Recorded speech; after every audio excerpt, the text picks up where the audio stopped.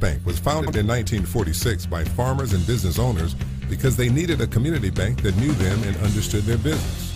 A lot has changed since then, but Merchants and Planners Bank is still employee-owned and operated, and we're still committed to knowing and understanding the needs of every customer we serve.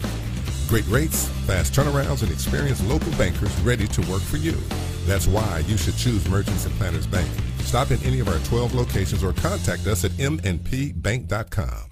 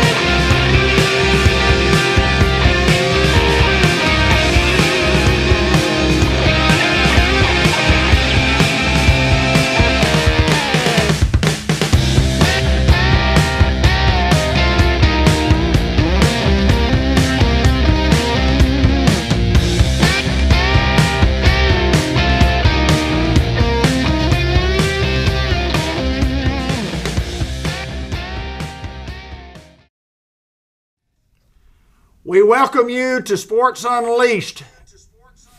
And there we go talking. The audio does work. Audio works, doesn't it? Hayden just asked me, said, does your audio work? And I said, yeah, I think I plugged it back in, and I heard that revive. Hayden Schultz, Cha-Cha Fletcher. Kenny Cha-Cha Fletcher on the end, substituting for Ben Black, who's on assignment somewhere. I don't know where he is, but he said he just couldn't be there. He said he apologized to Cha-Cha, his buddy, for not being able to join the program tonight. Hayden Schultz, how's it going? Good. Just got done watching some high school baseball and softball. Yeah, tell me about it. Girls came away with a big victory over Palestine. It's a 3A team that might see in a state tournament, regional. I'm not sure how. Okay. I don't think they would be in our region. I think our region's more Walnut Ridge, Hoxie, that area. Girls won 4-0, scored 4 in the first inning, and didn't score again. But Emily Addington throwing a shutout for, I think, 6 innings, and then Washam come in and picks up the save. So, right. 3 fly balls. And then the boys, 4-4 going into the top of the 7th. Let a couple of things not go their way, made it 7-4, and then just couldn't score and ended up losing that game 7-4 to Bald Knob. So, well, we're going to spend a lot of time tonight talking with Cha-Cha and talking about baseball, and we're going to talk a lot about growing up in Newport, Arkansas. We'll find out more about him in just a little bit. But just quickly, we want to mention that if you haven't heard, the Greyhounds are going to go we're in the process of trying to hire another football coach. And Coach Hinesley is going to be at the elementary school as the dean of students. And, 15-year run has ended, but a big 15 years for Mark Hinesley and his family here in Newport. Yeah, I mean, I'm trying to think. He was maybe junior high when I was in 7th grade, so I didn't get to play for him then. And then I think he moved up to the high school when I got in junior high, and then he was high school all the way throughout my career. Was O-line, D-line coach my 10th grade year, and then my 11th and 12th grade year, he was the defensive coordinator. Love that guy. Sure. I mean, I really respect Mark Hinsley and everything he did for me, not only as a player but after. Guy I felt like I could go always talk to, still can call him and talk to him, but this is a new chapter of his life that he's going to have to endure, and I hope the best for him. Oh, absolutely right. And what a great family, and what great leaders that these guys have been for not only for our school, but I mean for their church, the community, and everybody. And times change, and we move on from that. And even Marcus said that. I said it's time, and when you make those changes, it becomes difficult. For everybody, and then the process of finding a replacement for him. And I'm aware that the school board and the administration is having some interviews as we speak, and maybe finishing up on those interviews, and apparently have some great candidates for the job. And whoever we hire, you can rest assured that Cable 15 TV, Hayden Schultz, David Black will be supportive of whatever that case may be, as will Mark and Mallory Ainsley. And we're going to support our Greyhounds through thick and thin. And sometimes you have changes and you may not like them, but they are what they are, and we're going to be supportive. And looking forward to it. Cha-cha down on the end. Thank you, David. SF Giants on that shirt. Hey, welcome to the program. Thank you. Before we get to talk about any sports, tell us a little bit. I mean, we talk about what you do on this show every Monday night. Mm-hmm. You've been doing what you've been doing for a long time. Tell the folks a little bit about Kenny Fletcher and where you got to where you are today. I graduated in 1975. Went to school with David here. Yes, David sir. was a year older than me. Classmates. But anyway, we played ball together all the way through school and everything. And I went to, after I graduated in 1975, I went to A-State for 1 year over there and decided that I wanted to get out of college for a couple years and try the real life. Right, yeah, yeah. And I went to work for a contractor for a couple years, electrical contractor, and found out that just wasn't me after about 2 years. And I said, well, I need to shape up and move on to something different. So I had a good friend, Mark Manning, that he's a local insurance agent here. And me and him graduated together, and he'd been on me. He said, why don't you come to Fayetteville and live with me and go ahead and get your education up there. I finally took him up on it and moved up to Fayetteville. I think it was in 1980. And went to school up there trying to be a civil engineer, and the grades were borderline. It was kind of tough, and I went up there, and I had a good plan and everything, and had a good attitude, but it was kind of tough. But anyway, I steered over to land surveying, which was kind of coherent with civil engineering, and met a guy up there, a friend of mine up there. He's a land surveyor in Bentonville, Arkansas now. And he kind of persuaded me to get over into surveying, and I checked it out, and I knew Bobby Newell, and I knew Bert Newell, Miller Newell Engineering and everything. Mm-hmm. So I came home one summer and worked for them, and I really liked it, David. Mm-hmm. It just fascinated me, meeting the people and the public, and, it was a new adventure every day.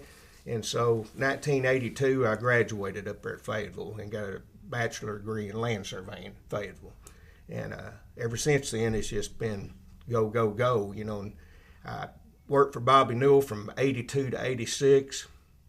Bobby, was pretty military. I mean, I got a good start with Bobby. He taught me the ropes, he really did. He taught me how to deal with people. He kind of turned me loose on people. And, I think everybody, as y'all probably agree with me, I think everybody ought to have to deal with the public. At some point, get you a taste of it. I agree with you wholeheartedly. But Bobby just turned me loose on that, and I worked for him for about 2 or 3 years and got my license as a registered land surveyor, took the test and everything, and went to work in 86 on my own. I've been there ever since, and I love it. I love meeting all the people. People in Jackson County have really took me under. And I do a lot of work in other counties. I do a lot of work in Woodruff County, do a lot of work in White County, other bordering counties and everything. But Jackson County is my heart. And do a lot of different types of surveying. I do boundary surveys, and before you put your fence up, you want to get it surveyed out so you don't have to tear that fence down and move it over. It's a lot easier to do it up front. That's right. And so we try to do that, and we try to meet the deadlines. There's a lot of deadlines in land surveying, real estate, as you know, Sure. David. And we try to meet the deadlines and everything. do pivot irrigation systems for Tommy Young up at Tuckerman, and we do a lot of work for farmers, ditches and stuff like that, and lay out them property lines for them so they can put them ditches and be assured that they're on the line. Right. But I just really enjoy it. It's just really been a fascinating adventure, But the best part about it, like I said again, is meeting people. I could sit here and tell you stories after stories about the people that I've met land surveying, and they're something. It just amazes me how they take in, and they'll want you to. I had to just give you an example. One time I did a survey when I first went in business, and this lady lived up around Bradford, and the lady, you could tell she worked her life off. Her hands were like a man's hand. We did the work and everything, and got done with it, and she told me, she said, honey, why don't you come on, I'd worked 2 or 3 days on the job, and she said, honey, come on in here, we're going to cook lunch for you. So me and my associate went in there, and we sitting down there eating wonderful lunch, just wonderful chicken and dumplings, that stuff. And she had a big old picture mirror right there, window right there in the front, and she said, well, honey, how much do I owe you? And I said, ma'am, I don't know yet. I'm going to have to do the drawing and, stuff like that. But I said, I'll get it to you. And she said, just look out in the pasture right there and pick you out one of them Herefords out there. Is that right? She said, if you want 2 of them, you can have 2 of them. Is that right? So, there's a lot of stories, David, that I can tell you about surveying. It's hilarious. It really is. Yes, sir. And people, they take you in, and, you think about surveying, you think about all these property line disputes and everything. It's not like that. It really isn't. People really take you in, and they work with you, and if you'll sit there and mediate between the people, things go good for you. David. Well, you've been a staple in this community for a long, long time, and you've always been a people person, always been able to talk to folks, but Kenny, you like Hayden and I both sports guys. That's we all love sports, and you do. Hayden, other than us making a living doing other things as we go, sports has always been important to all of us, haven't it? Yeah, I think that if you're talking to a young child, they need to experience that. Right. Just sports in general, regardless if you like it or not. The team, the everything about it is what I like about it. And I can turn on and watch soccer. Right. If there ain't nothing on, I'll turn on soccer. I don't care. I just want to watch. I just love sports. I love the competition of it. That's the big thing. I think in the real world too, you need to be competitive. You need to be that guy that says, "No, I'm not going to settle for this. I want this." When I'm said and done, I want this. So I think that's the big thing about it is my competitive nature, because it doesn't matter if we're talking about let's go out there and run. Sure. I've had to race, or if it comes down to selling insurance, I want to do everything I can right here. So that's just the competitive nature in me, and I think everybody should experience that. That's an adrenaline to me. A confidence. And I've been around Kenny all his life, he and I, and I've been around you a lot in the last several years. Spent a lot of time together in a car and in the broadcast booth and on this show. And you got to have a lot of confidence. You got to have a lot of confidence. I don't lack any confidence. I think everybody that watches knows that. I'm not very humble, some would say, outsiders looking in, which is real nuts, because if you ever talk to my dad or my mom, they're 2 of the most humble people. They never really brag on themselves. They always brag on someone else or their kids. I don't know, maybe just a chip on my shoulder. There's 4 kids in the house. I want to be the one to stand out. I don't know. I don't know what it is. But my brother and sister, they're all the same too. They don't want to lose, and they don't lack the confidence. No, we'll get it done. That's how we all are. I don't know how, if it was somebody, maybe my dad's dad was like that or something like that, but we don't lack confidence in the Schultz household, that's for sure. Kenny, looking back on your life, when did you get interested in sports, and when did that become a big part of your life? David, my dad, O.W., Works out Frank Rogers. If you ever go out there about 9 or 10 o'clock, you'll see his little gray rig out there. Be out there, still working. He works out there every night, just about. Les has already turned 90 years old, and he's still pushing that pencil. He's still doing the old school way. He has never touched a computer. He's got the ledger pads, but it works, David. Yes, sir. You know, he's still getting jobs. Yes, sir. And I know you know Dave. I know him real well. And everything. Love him to but death. He kind of introduced me to sports when I was a little kid and everything. And we moved over here. I was born in Paragould, and we moved over here from Paragould, I think when I was probably about 9 years old.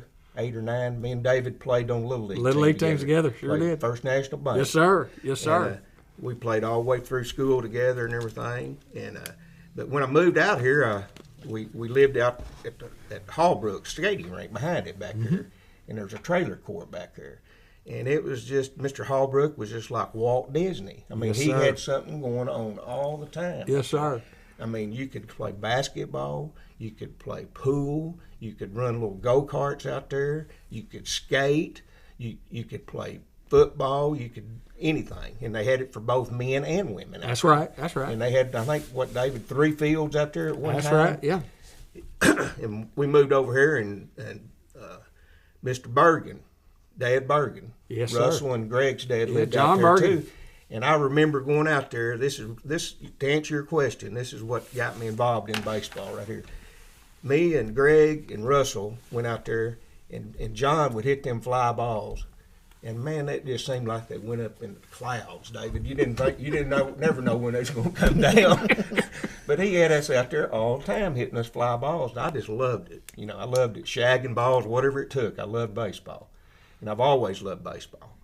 But went ahead and played all the way through sports and everything like that, and played baseball, played Little League, Babe Ruth, American Legion, played football. Never did play basketball. Too slow to play basketball.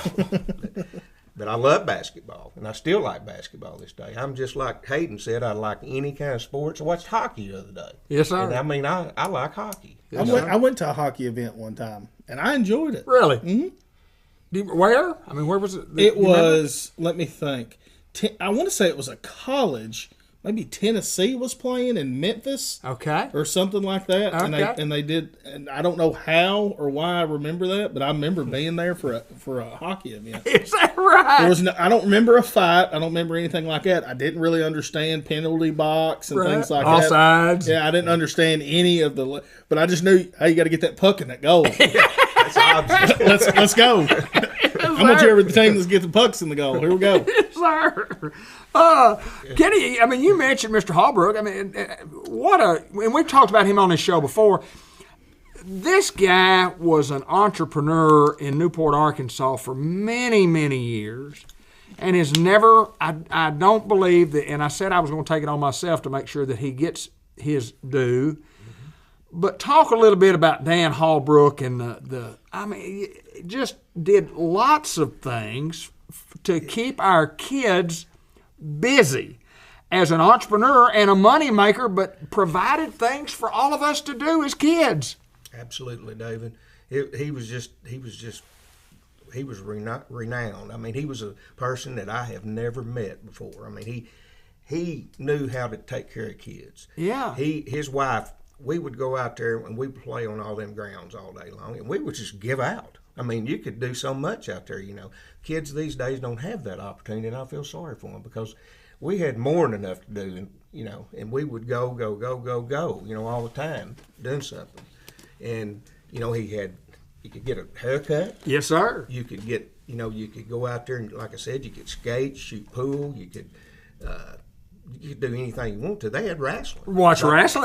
Yes, sir. That's how I got involved in wrestling. Absolutely. Been there many times. Yeah. Yes, sir, we have. Out there. And wonderful, right? Jackie Fargo. Yeah, he wrestled right He there. came out there. I seen him out there. Yes, sir. But, I mean, Tretch Phillips, some of these well-known wrestlers. Al were out Spider there. Galento, he was there as an older guy. And, I mean, he just ignited me. Met Mitchell Brandon. He was my first person I met over here when I moved to Newport out there. He lived by Pete Brandon's boy. Great. And his boy, Clint, played for the Razorbacks. Yes, sir. Real good pitcher. And we really got acquainted, and we started doing everything together, hunting and fishing, doing everything. And it was just amazing out there, the things we could do. Miss Hallbrook and Mr. Hallbrook, there's a high old restaurant over there. You go over and get your Frito pie. Yes, sir. Go over. I mean, best Frito pie you ever eat. You know, Ice I don't know cream if you've ever cone? had one or not. No, I think it was a little bit before me. I mean, you could get anything you wanted out there. Snow cones, anything.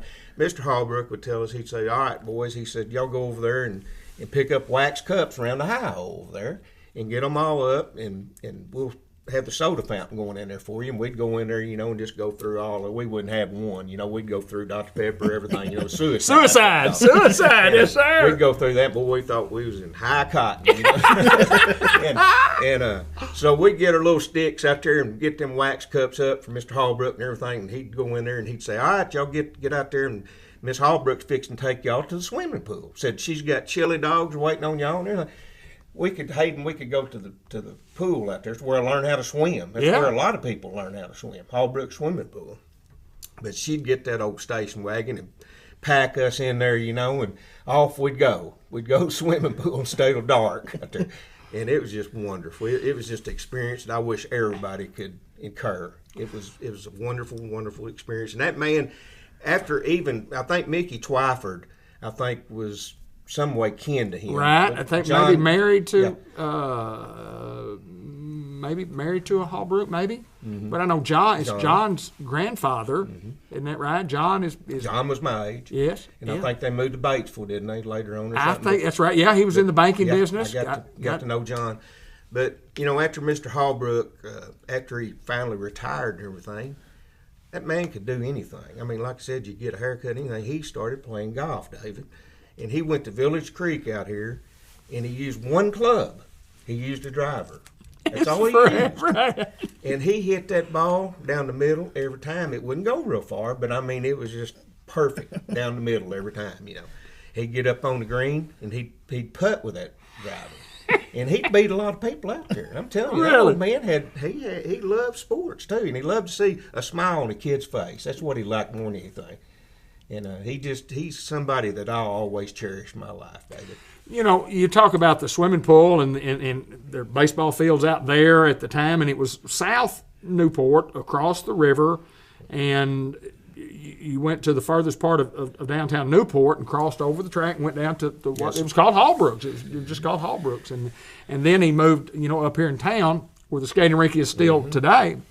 But I mean, just a guy who did a lifetime of good deeds for all of us, you know, our age people. And of course, Hayden obviously doesn't remember all this, but it was a good time because he afforded us the opportunity to do things at a very affordable price. You could ride donkeys, you could go to the motorcycles, absolutely. He had motorcycle sports. You know, I can remember one time when he brought in a guy who rode a motorcycle in this round cylinder thing, and it was a gravity deal, and you started at the bottom. I do remember. You remember that? You started at the bottom, and then we got going around, and then you get on the side of this. Yes, centrifugal force. Yes, exactly right. Remember that? Yes, sir. But I'd forgotten about that till you mentioned it. He just loved kids, David. He just loved them, and I wish Newport and Jackson County could do something. I know I'm willing to do something, and I wish somebody could do something for that man because he deserves it.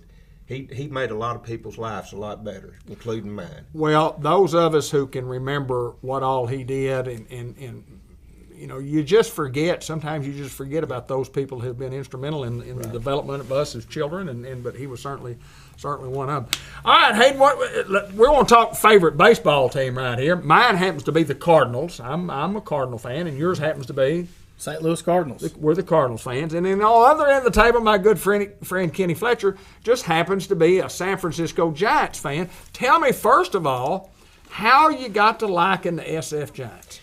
Well, when I was a kid growing up and everything, my childhood hero was Willie Mays. Yes, sir. He just to say, hey, kids, you know, I started even reading books about this guy and still got books, and I still read them to this day.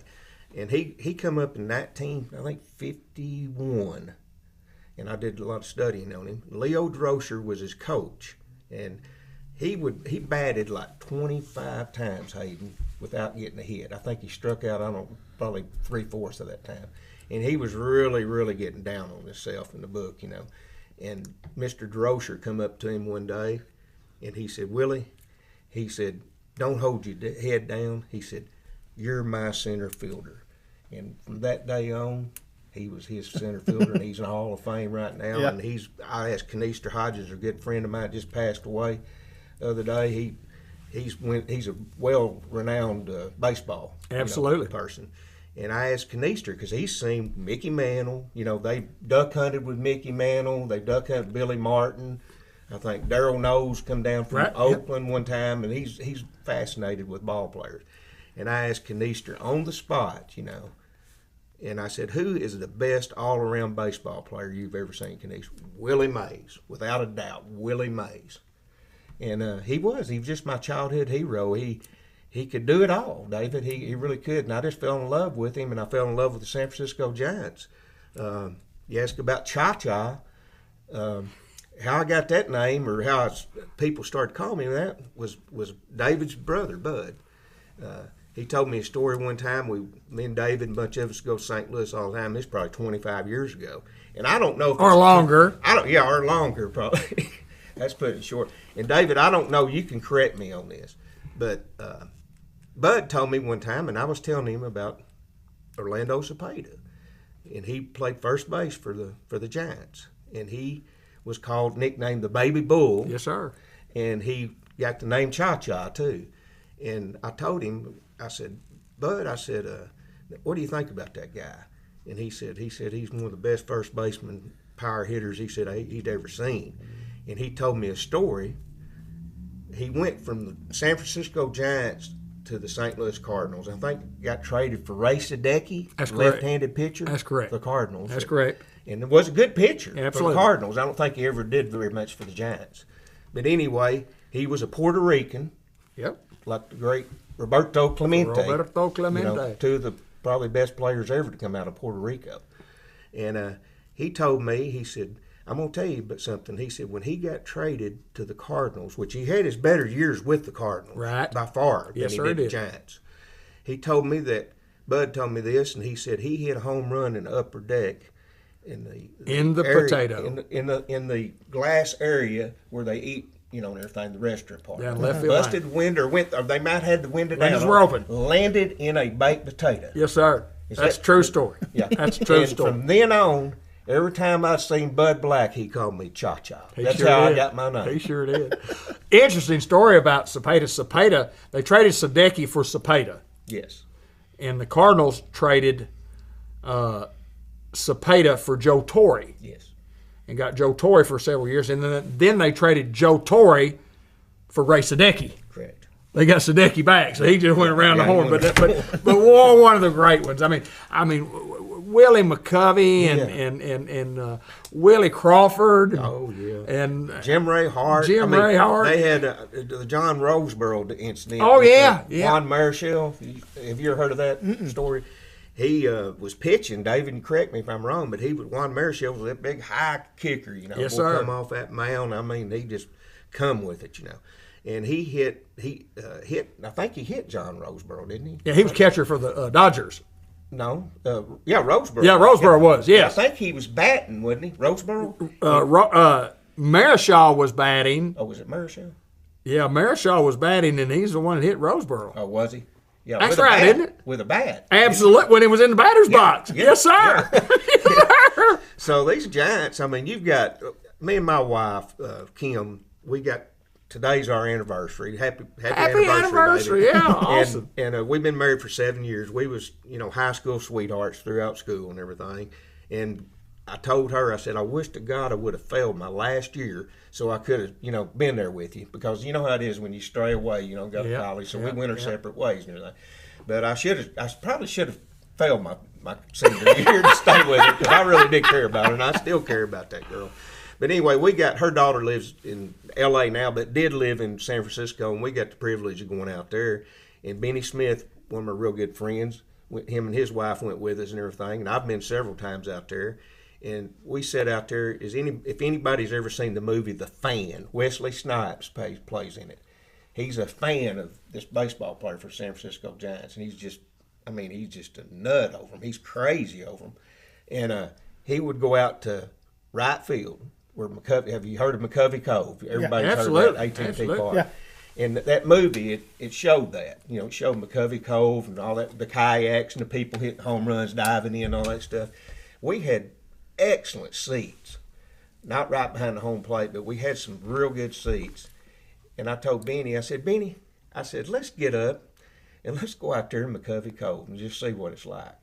And we all decided to go out there. And David, it was just like it was in the movie. It was phenomenal. It was, I mean, it was great, you know. But if you ever get a chance to go to AT&T Park, David, you've been there. I've been there. It is a wonderful, wonderful place. We were there. Lynn and I went out there because Grant was pitching in San Francisco, and we flew out. It's the first time I've been on an airplane in many, many years, and I swore I'd never get another one again, but I thought that's just too much of a drive for it. But we fly out, and I remember going to the game, and a couple of things that stand out to me. First of all, to get in a parking spot, we parked in a parking spot, and when we got back to that parking spot, I don't know how they got 50 cars in the garage parking that was probably for 15, but they got 50 of them packed in there, $25 a piece. Yeah.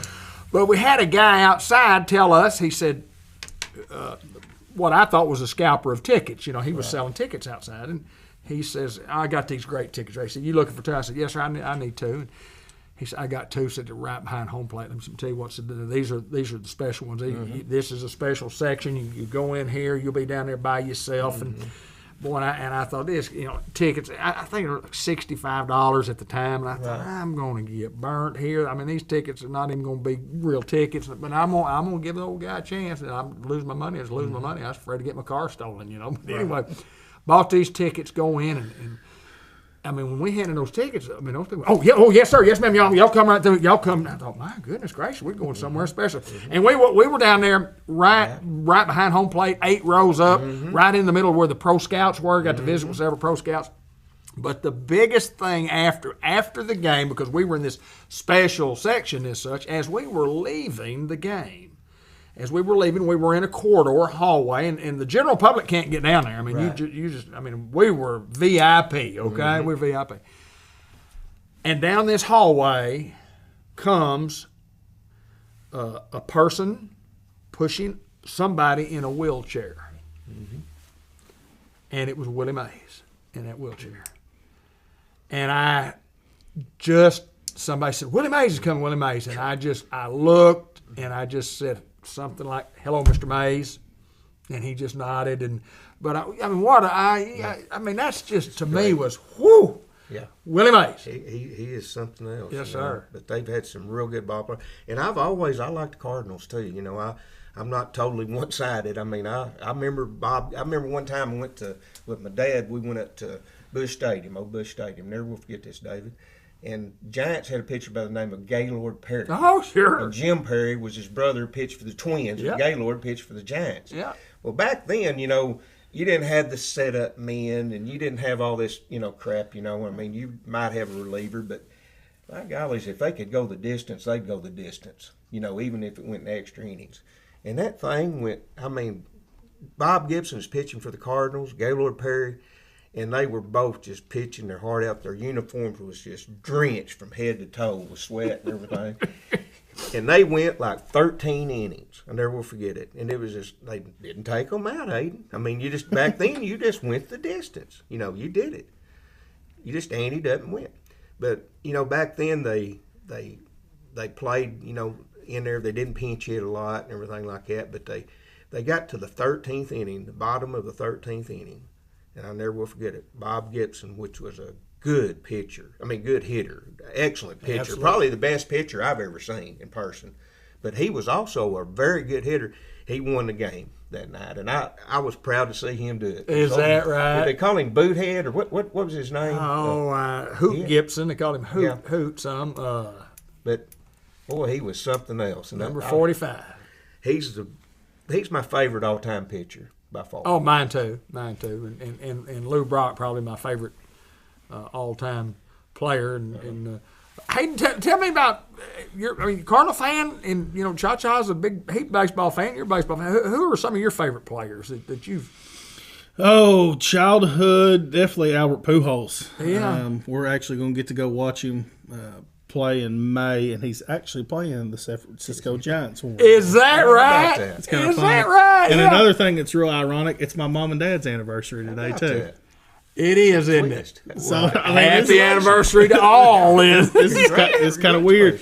My dad hadn't umpired a game in 2 years, and they asked him to umpire today, and he did. And they've asked him, before, will you umpire? Will you umpire? And he just, I don't really want to do it. And I saw him out there umpiring. I said, I know why you're umpiring. He said, why? I said, you don't want to take Mom out to eat tonight, do you? You know, in 2 years, and you're going to pick your anniversary day to go umpire. I can't do anything now, honey. I got to go umpire. She was there with him watching the game. She ain't got a kid on there to watch. But Albert Pujols for sure. I remember this is kind of when I got into St. Louis Cardinal baseball. Maybe 2004. I'm not 100% sure on the year. We can go back and check it. They're playing the Mets at New York, and that was when the Mets had Jose Reyes, David Wright. Yep. They had a loaded team. And I was like, man, I kind of like these uniforms, because they had the orange. Oh, they're pretty. I always loved the Greyhounds, already. So I was like, man, that orange and blue looks really good, And then they would wear their black tops with orange letters on it. I was like, man, I like that. And then I remember watching guys like Larry Walker, who were out of, pretty much out of their career, but they were still a part of the team. But obviously Pujols, Molina, Waino was the closer, early in his career, which I don't think he got there until maybe 05, 04. But Pujols started in Memphis in maybe 04, him and Molina. That's probably about right, yeah. I just remember that guy, and I actually got to meet that guy. We had Janet Henderson took us. It was me, Gunnar Bullard, and Colton Henderson. And we got to get on the field, and it was August. I mean, I bet it was 130 degrees. And it gets hot. We're 10, 11. Very hot. And we're on the field, and we're talking to these people that are around us on the field, and it's meet the fan day. They'll just come by and shake hands or whatever. We've been sitting out there 2 or 3 hours, and this guy sitting beside us, and he said, Pujols, he don't ever come out. He was telling us, he's like, he don't ever come out. He takes his bat and breaks, he goes to the dugout, he sits, he waits till the game. So we're kind of bummed out. Well, here comes Pujols down the right field line. And then he starts shaking hands, and they've got a little tape that you can't cross, and there's security guards all over. And Janet said, when he gets up here, y'all go underneath that, and we'll take your picture. Really? Really? I said, yes, ma'am, I'll lead the way. And sure enough, he got right to us, and he was, shaking hands, waving, no habla inglés at all. Right, that's right. And I, opened it, we got under there, and we took our picture with Albert Pujols. Oh, that's awesome. Yeah, I didn't want to let go of him, Really? Oh, yeah. But, yeah, to see that guy and then come back to St. Louis. But that was the guy that, was my idol. That was the guy, that I looked up to. The machine. I mean, yes. The dude, he could have retired as a Cardinal his 10 years there and been a Hall of Famer. That's absolutely right. Didn't have to play another 10 years. And I hope the guy gets to 700 home runs because I think he deserves it. I hope he can hit 20 out this year. I think he's only got to hit 18 now. That's right. So if he can get 18 out this year, man, that'd be awesome. Tremendous baseball story when you start talking about bringing Albert Pujols back. Something that the fans wanted in the reunion with Wainwright and Yachty, and to have the guy back, and there's been some question about how old the guy really is. He's supposed to be 41, 42, and they said, well, he's probably close to 50. But I know this, he can still hit a baseball. Yes. Even if he is 50 or 60 or 80, he can still hit a baseball. The younger David Eckstein was a shortstop. I don't know. Yeah, not long, but Scott Rowland was the third baseman. I really like Scott Rowland. He was a good ball player. Second base, there was a few years Adam Kennedy was there. Yeah. I bought a video game the other day. I found this, and Caitlin, if she's watching, she'll laugh. But I found on this old console that we had, I started playing it again. I just want to get on here and just, relive some childhood memories. Well, I found this website that was selling old video games. Okay. And it had like a 2006 baseball game. And I was like, this is probably a scam. They're selling it for like $5. I was like, I'm going to buy it. Well, I had to wait a couple of weeks, and it said, your order had been shipped. And I was like, no way. Wow. This is... Got it in Saturday, so Easter Sunday after we ate and stuff, I plugged it in. And I just went and looked at each team, like in 2006, who was on the team. And I was like, man, I remember him. But when you go back and you start thinking of that stuff, definitely went to the Cardinals. Ryan Ludwig, he was later on, Rick Ankiel. Yep. And these were guys that, you really looked up to, especially as Cardinal fans. I just hope they can get it done this year. I told Caitlin, that if they can somehow get in the postseason and if they can somehow scratch in the World Series, we're going. I said, I don't care, and because she was like, well, we need. I said, I don't care. This is Pujols' last year. I want to be there if they're playing at Busch Stadium in the World Series. Because Johnny McGuire went in 2011, Game 7 of the World Series, went to Busch Stadium.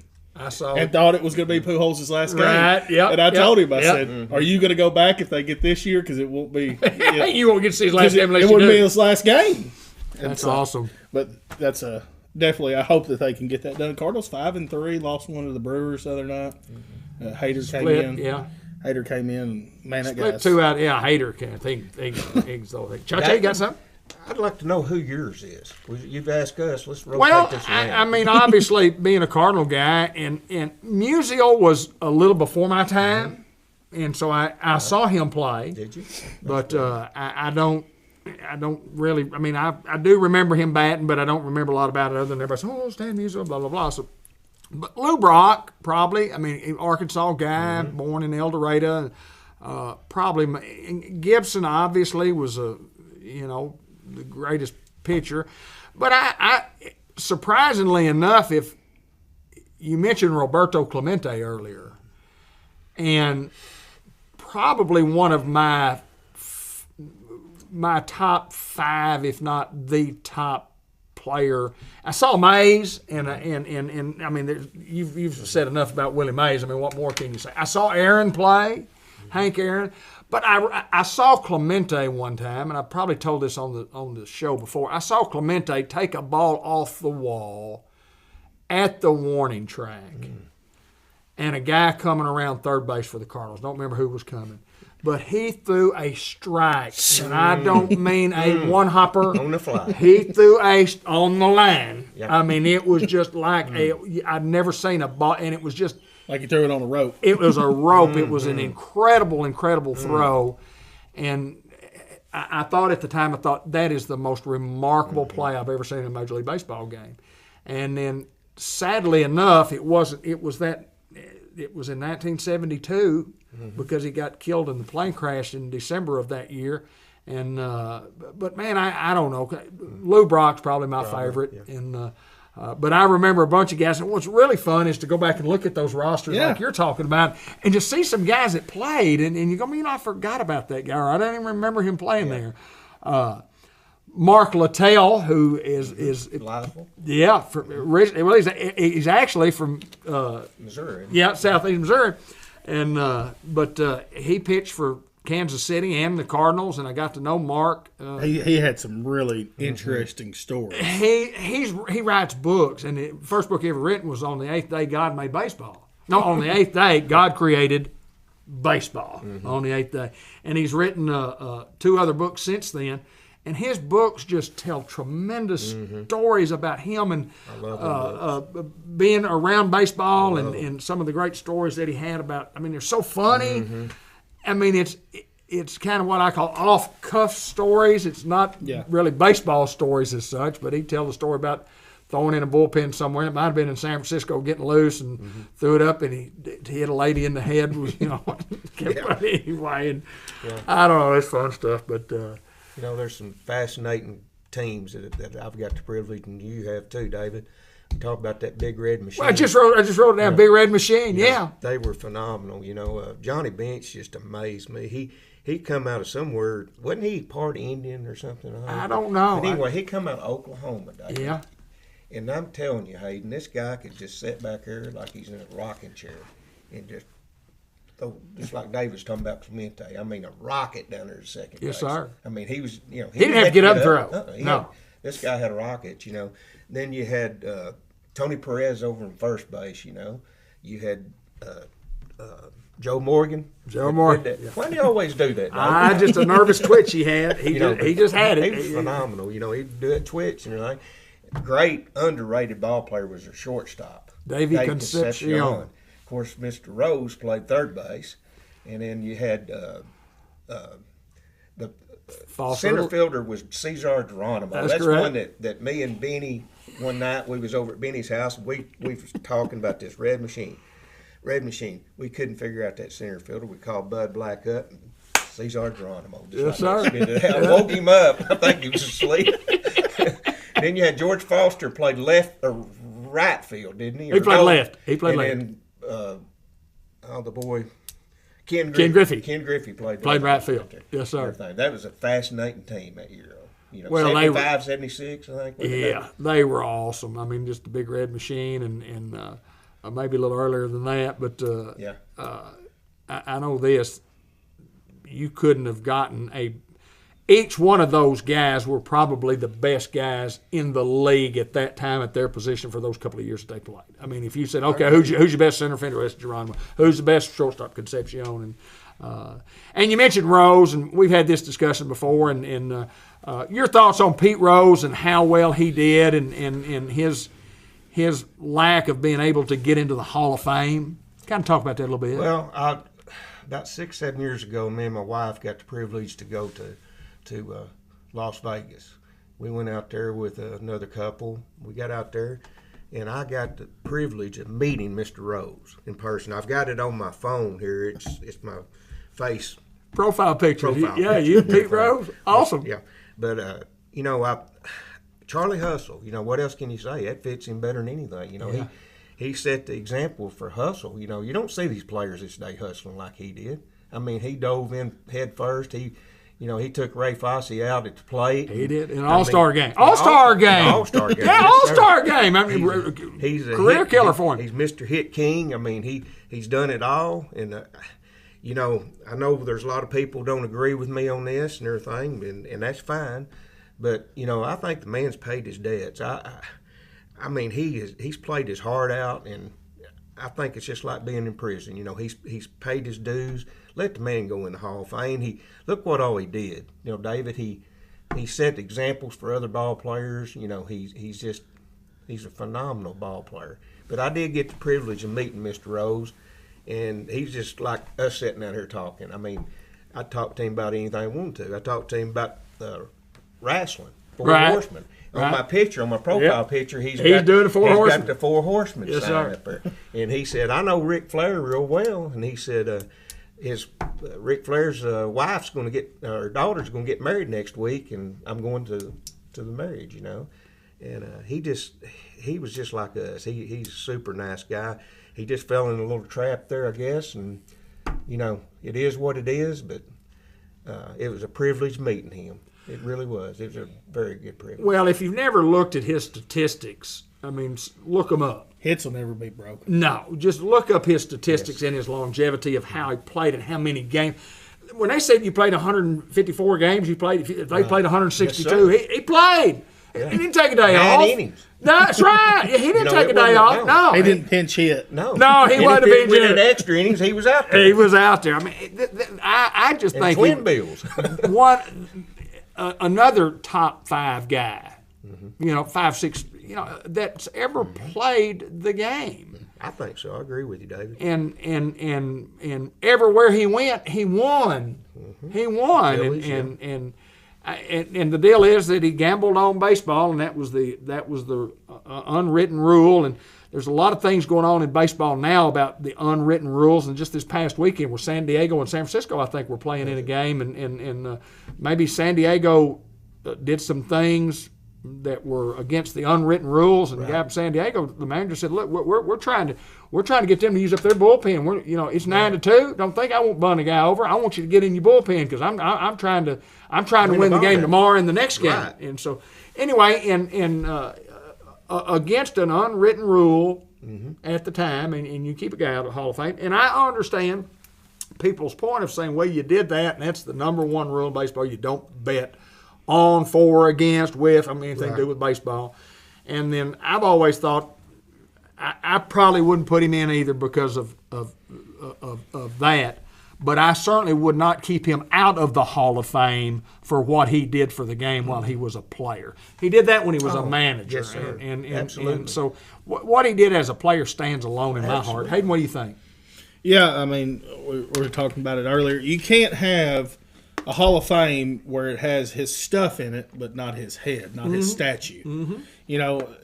I said that about Barry Bonds too. You can't talk about baseball if you don't mention those guys. Right. you immediately go to Barry Bonds and Pete Rose, probably two of the best. Pete Rose, this is always the argument that people have. He's a top 5 player. He might be. I never got to watch him play. Right. So I have no opinion as far as is he top 5. Now, if you go statistically, I can have an opinion and say, yeah, looks pretty good. I'm not arguing with you that he's top 5. Right. Sure. But I have arguments with guys that are my age. Pete Rose is best baseball player all time. I'm like, oh, you've never watched him play. Right. How could he be your... Yeah.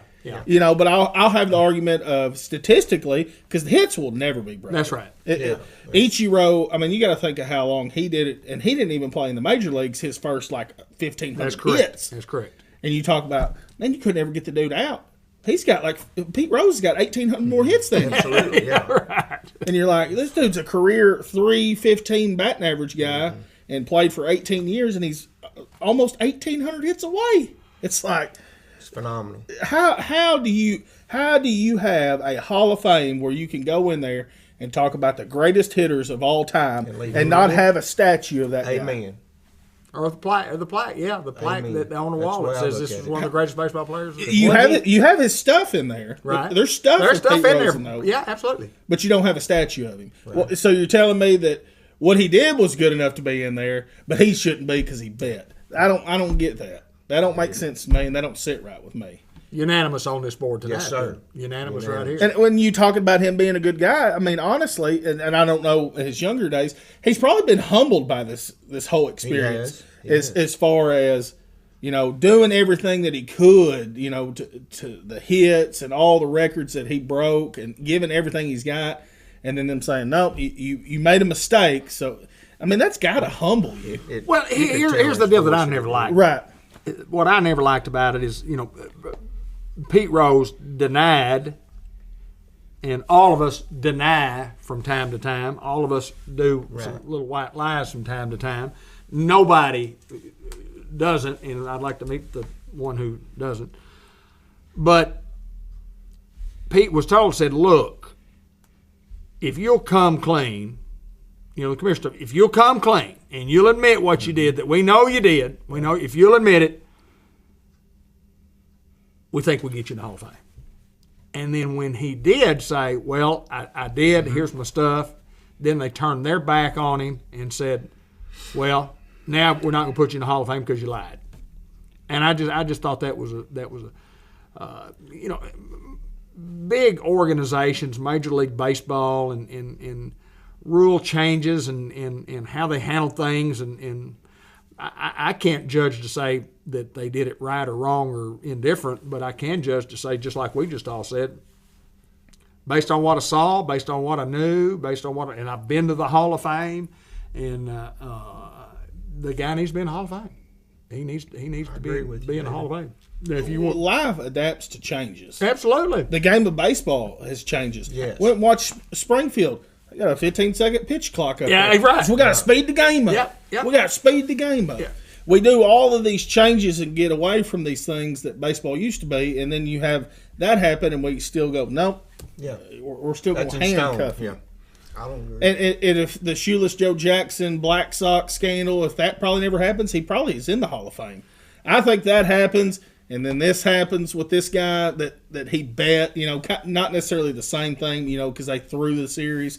But you talk about that, and I think we're going to make an example out of this guy. We don't care how good he is. Shoeless that's Joe, not fair. I don't know the exact number, but Shoeless Joe hit almost 400 in that World Series. Mm. He hit almost 400. It was a little less than 400 in that series that said he was trying to throw. You're trying to throw the series, and I mean, well, if you are, you should have been hitting 400.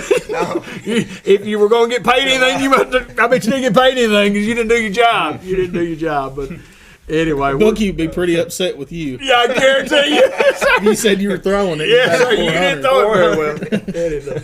Somebody's going to be mad, Dave. That's exactly right. Well, we've been here a good hour, and we want to thank all of our sponsors. And I've got the Two Chicks Florist birthday report coming up and the customized look back. And we'll let these guys get out of here. But Cha-Cha, it's always my pleasure to get to see you. Thank you. More coming in with the story. We'll have you back, and what we need to do is get you and Benny in here together. Tell some wrestling stories. That'll be a 2-hour show. That could be a 2-hour show, and we'll let you and Benny just get right after it. And I'm ready. And Benny's on the other side of that, and respectfully so. Right. Benny's a hardcore. He's a brother of ours, Right. Four Horsemen, Yes. and he's got his opinion on that, and I totally too. respect I do his too. opinion. My hat's off to him. And he can't. He's not wrong in what he says. He's not wrong in what he says for sure. Yeah. And but anyway, guys, final thoughts before we go. Hayden Schultz, Go Hounds, go Cardinals. there you go. Cha-Cha, Go SF Giants. there you go. Go SF Giants and Go Grant. go Grant Black. Didn't get a chance to talk to him, but he's doing great and hadn't thrown a lot, but thrown a couple of times, and he's going to get a chance to throw tomorrow night in Springfield, and old Mama and Papa will be sitting up there in the stands. So. He was supposed to pitch Friday. And I called David and I said, we're not going to come tonight because I don't think he's going to pitch tonight. And I'm going to come Saturday. He said, no, he's probably second out of the bullpen tonight. He'll probably pitch tonight, so Saturday you're probably wasting your time. Well, after the game Friday, I went and checked the stats. I called David. I said, he didn't pitch Friday, did he? He said, no. He's the only guy in the bullpen today that's going to have to throw some meaningful innings. He's the only guy that they got left. I go, and this guy throws a one-hitter. Had a no-hitter in the 8th. Oh. so he's not pitching Saturday either. I said, I did not expect a one-hitter. Yeah. So he didn't get to throw Saturday either. Got to talk to him, visit with him in the bullpen. Pretty cool, wasn't it? That was pretty cool. It threw me a ball. It was funny. I was talking to this. There was a kid that he just hounded these guys. He was just, give me a ball. Throw me a ball. Just very rude about it. Mm-hmm. I said, hey, Mr. Black, I did it to be funny. I said, hey, Mr. Black, will you throw me a baseball? Try to teach a lesson. Yeah. He tossed it to me. That kid said, you're lucky. And I was like, hey, bud, try being nice. Yeah. These guys are professional athletes at any level. I don't care if you go, especially when you talk to those guys like that don't make a lot of money doing it. Just trying to get their way up. They want to be respected too, regardless of how good or where they are in their career. Are they coming up? Are they coming down? Right. Treat those guys with respect because they're throwing a baseball for a living, and not a lot of people can do that. It's been an incredible run for that young man, and hope it continues for. He's amazing, David, yes. And my hat's off to him. He wants, that's his dream. Yes, sir. And that's what he wants to do. And now, baseball is a lot of little boys' dreams. You bet. I hope the best for him. Thank you, sir. Thank you, sir. I'll pass that along Nolan to him. Ryan always said it best. Some guys are told at 18 and some guys are told at 40. That's right. But at some point in your life, there'll be a time where you can't play baseball. Oh, that's absolutely right. So keep on throwing it, Grant. Keep on throwing it, brother. Absolutely. Love you, and we'll see you tomorrow night. But thank you, guys. Appreciate you. Two Chicks, Florist, and more. Birthday report coming right up, and then the customized Vision Carol look back.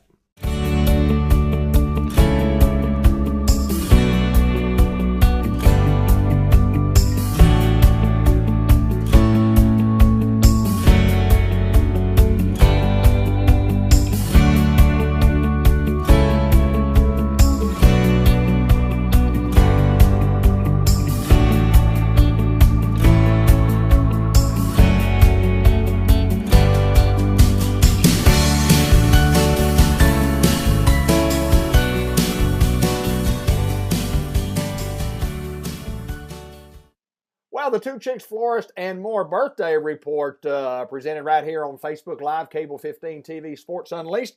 Happy birthday today on April the 18th on a Monday to Jennifer Keedy. Ginker has a birthday today. Happy birthday to you. Janie Thornton with a birthday. Isaac Haywood and Ike Wheeler all with birthdays on today. On Tuesday the 19th, Spencer Shannon, Brad Davidson have birthdays, as does Casey Dill and Dorsey Mingo. On Wednesday, the 20th, Linda Miller, Chastity Patterson Rhodes with a birthday. Matthew Duval has a birthday on Wednesday, as does my good friend Rick Coleman over in Jonesboro. On Thursday, the Dupree twins, Will and Jake Dupree with a birthday. Zach Hopkins with a birthday on Thursday the 21st. Margaret Goodman, Karina Solis on Friday the 22nd, along with David Hahn and Ryan McGoy. On Saturday the 23rd, Mary Keel, Laura McDowell, Melissa Lohr, and Brent Johnston, all with birthdays on Saturday the 23rd. And then on Sunday the 24th, Devontae Armstrong, Mitch Reed, Clay Young, all with birthdays. Happy birthday to each and all of you, and those of you who we did not mention, happy birthday to you as well. From Two Chicks, Florist, and More, Cable 15 TV, Facebook Live, Sports Unleashed.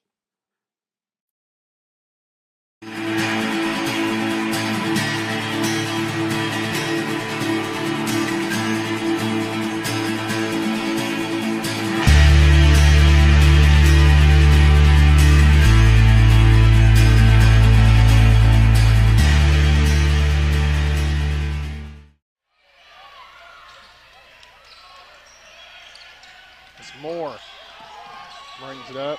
Step back. M&P Insurance three-pointer is good. And they foul immediately Johnson. Johnson will go to the other end to shoot 2. 5.6 seconds to go. It's a 2-point ball game. It's a 2-point game. 5.6 seconds to go. Hounds got to have a stop here. Rebound and a quick get it rid of it. It's long. Crack. Board. Goes to Moore. Moore goes up. Shot up. Get it to go! He got it to go! Oh my goodness, folks! Go crazy! Go crazy! The Greyhound. Oh my gosh! Court, folks. Unbelievable! John Moore at the buzzer! Hounds win and punch their ticket here to Mountain View! Unbelievable, folks! Unbelievable, Hayden Schultz. The Hounds trailed the John entire Moore! ball game. And John Moore Cold game! Wow, that is my absolutely gosh. unbelievable. Josh.